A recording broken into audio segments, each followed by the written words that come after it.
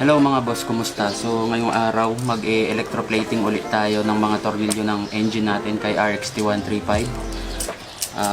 Yung mga nut ng block, nut ng head, pati yung engine plug natin sa taas, i-electroplate natin. Ayan, ito yung mga nut natin sa block, tapos yung nut ng cylinder head, pati yung plug ng engine sa taas. Sa RXT135 blanco lang kasi to. Okay, tatanggalin muna natin yung old plating ng mga nuts natin. Tapos, lagyan natin ng acid.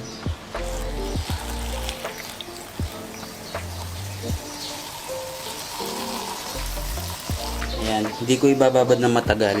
Yung saktong matatanggal lang yung plating. Okay, pwede na yan.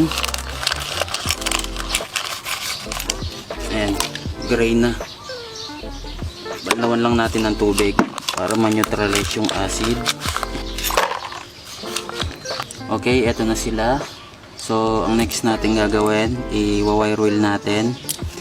Ayan, mas okay sana kung may sandblaster tayo kaso wala. Itong isa, medyo makalawang na kaya itim pa rin. So, ayan. I-wire wheel na natin.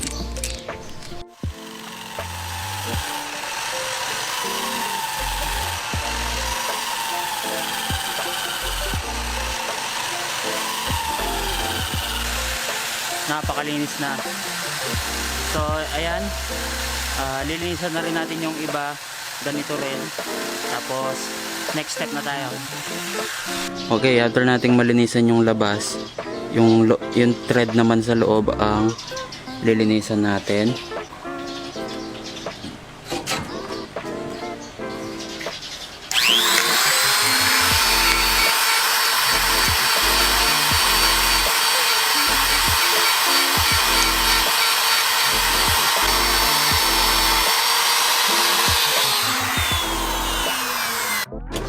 Okay, ready na sila. Ayan, tapos i-ready na natin yung setup natin at pwede na nating ibabad. Okay, painitin muna natin itong solution natin.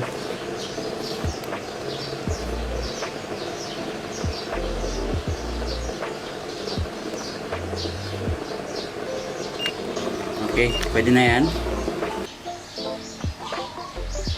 Ito yung una nating isasalang. Lalagay muna natin dito.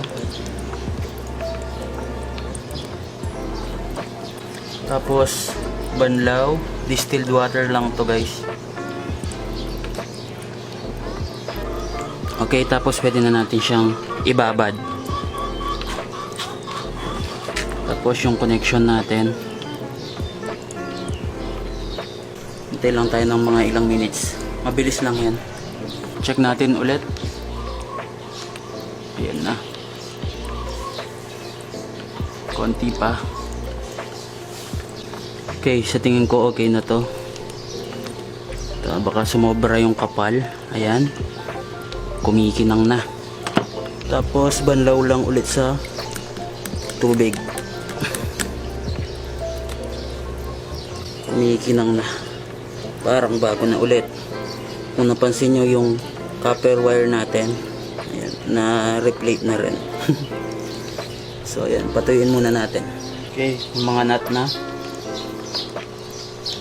tapos na. Pwede na natin tanggalin ulit. Okay, eto na yung mga in-electroplate natin. Kung masipag ka, pwede pa yung i-bapping, pero ako, okay na ako dyan. Ayan. Okay, yung apat na malaking nut natin, dito yan. Replated.